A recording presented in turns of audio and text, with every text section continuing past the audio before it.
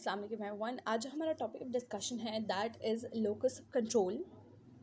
हम इस वीडियो में देखेंगे कि लोकस ऑफ कंट्रोल क्या होता है, उसकी क्या डेफिनेशन है, उसकी क्या टाइप्स हैं, फिर हम उसकी टाइप्स को एक एक करके समझने की कोशिश करेंगे एंड देन हम एक एग्जांपल से समझने की कोशिश करेंगे और कुछ इमेजेस और इलस्ट्रेशन से समझने की कोशिश करेंगे कि लोकस ऑफ कंट्रोल बेसिकली क्या है and how does this work. ठीक है, सो सबसे पहले हम मूव करते हैं टुवर्ड्स इट्स फर्स्ट डेफिनेशन।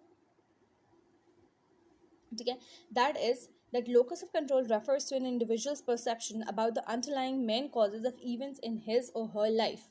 एक इंडिविजुअल की लाइफ में, एक बंदे की लाइफ में जो भी इवेंट्स हो रहे हैं, चाहे वो अच्छे इवेंट्स हैं, सपोज उसकी प्रमोशन हो गई है या फिर उसको कुछ मिला है, ठीक है, या फिर वो बुरे इवेंट्स हैं, चाहे सपोज हम ये ले लें कि उसके किसी करीबी की डेथ हो गई है या फिर उसका कोई एक्सीडेंट हो गया है या फिर उसकी डिमोशन हो गई है। ठीक है, तो ये सारे के सारे पॉजिटिव और नेगेटिव इवेंट्स जो भी उसकी लाइफ में हो रहे हैं, जिन सिचुएशन से वो गुजर रहा है, चाहे वो इमोशनल सिचुएशंस हैं, चाहे वो फिजिकल सिचुएशंस हैं, चाहे वो मेंटल सिचुएशंस हैं, उनको वो कैसे परसीव करता है, वो क्या समझता है कि ये जो इवेंट्स उसकी लाइफ में हो रहे हैं वो कौन कंट्रोल कर रहा है, वो खुद या फिर बाहर की इन्वायरमेंट या फिर बाहर के लोग। ठीक है, that is locus of control के जो भी सिचुएशंस उसकी लाइफ में हो रही हैं उनका कंट्रोल कहाँ पे है, वो इंटरनल कंट्रोल है या एक्सटर्नल कंट्रोल है। अब हम इंटरनल और एक्सटर्नल कंट्रोल को डिस्कस करेंगे।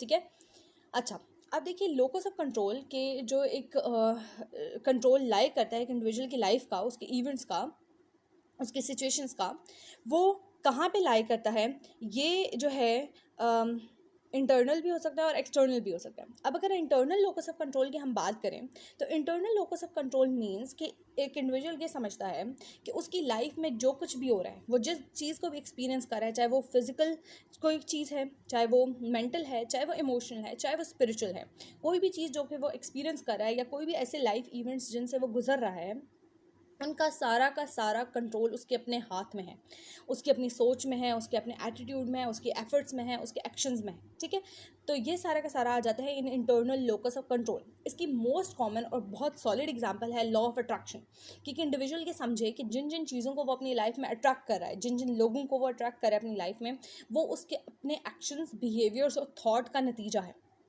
That is internal locus of control.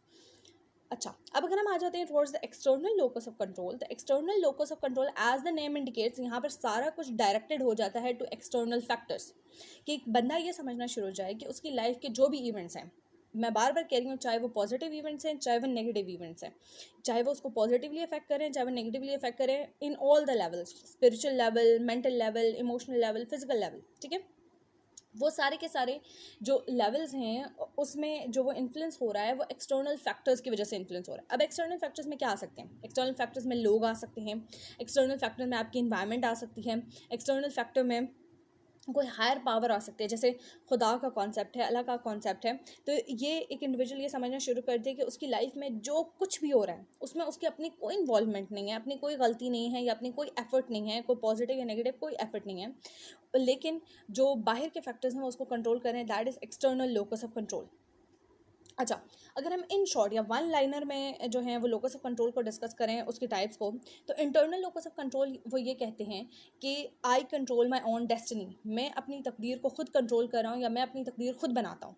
ठीक है, जबकि जो एक्सटर्नल लोकस ऑफ कंट्रोल वाले होते हैं they say that other control my destiny, या फिर दे कैन ऑल्सो से कि my destiny is controlled by others.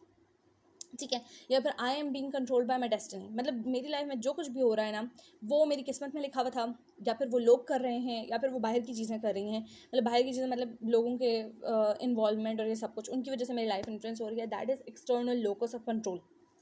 तो ये डिफरेंस है between the internal locus of control and the external locus of control. अच्छा, अब जो इंटरनल लोकस ऑफ कंट्रोल वाले होते हैं they say that I make things happen. अब जब कोई इंडिविजुअल ये कहना शुरू कर देता है that I make things happen, तो वो हर चीज़ का कंट्रोल अपने हाथ में ले लेता है। वो ना सिर्फ अपनी लाइफ का कंट्रोल अपने हाथ में ले रहा होता है बल्कि इर्द गिर्द के लोगों की और इर्द गिर्द की चीज़ों का भी कंट्रोल अपने हाथ में ले रहा होता है। वो सपोज अगर कोई उसके साथ आके बदतमीज़ी कर जाता है या फिर उसको बुरे तरीके से ट्रीट करता है, तो ऐसे लोग जो कि हायर लेवल पे हैं इंटरनल लोकस ऑफ कंट्रोल की थॉट प्रोसेस में, वो ये समझते हैं कि अगर इस शख्स ने मेरे साथ बदतमीज़ी किया तो इसका मतलब मेरा कहीं ना कहीं इसके अंदर कसूर है, या फिर शायद मैंने कभी इस इंडिविजुअल के साथ बुरा बिहेवियर किया है, इस वजह से इस इंडिविजुअल ने मेरे साथ ऐसा बिहेव किया है। ठीक है।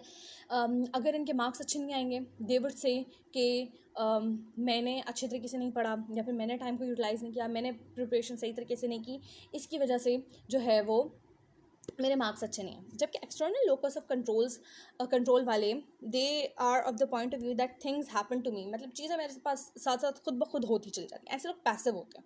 सपोज अगर इनके मार्क्स अब गलत आएंगे किसी सिचुएशन, किसी भी टेस्ट में, किसी पेपर वगैरह में, दे वुड से भाई मुझे तो नज़र लगी थी, मेरी तो इतनी अच्छी तैयारी थी, मैं तो पढ़ता था, हालांकि ये उस तरीके से एफर्ट करके पढ़ रहे नहीं होंगे।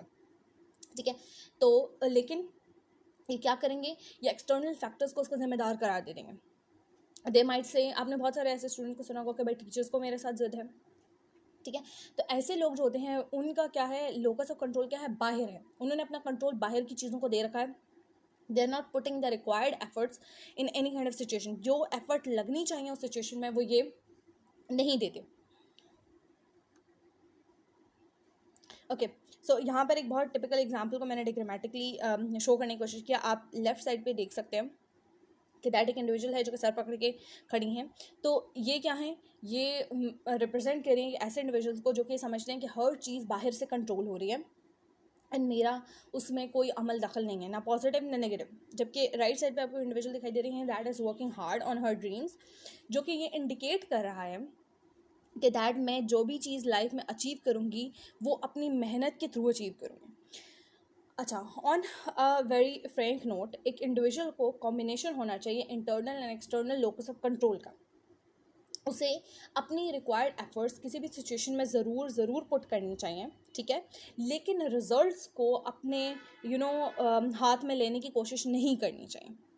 जैसे एक स्टूडेंट को अपना तमाम सब्जेक्ट्स को बहुत अच्छे तरीके से प्रिपेयर करना चाहिए, अपने तमाम टॉपिक्स को बहुत अच्छे तरीके से प्रिपेयर करना चाहिए, और उसको ये एहसास होना चाहिए कि मैं जितनी ज़्यादा मेहनत करूँगा मुझे उतना ज़्यादा उसका फल मिलेगा। लेकिन इफ़ एट द एंड उसका सपोज मेडिकल में सिलेक्शन नहीं होता, तो वहाँ पर वो क्या करे, इस सिचुएशन में लोकस ऑफ कंट्रोल एक्सटर्नल दे दे कि अल्लाह ताला की मर्ज़ी नहीं थी। ठीक है, या फिर शाहिद कहीं ना कहीं इसमें मेरे लिए बेहतरी होगी।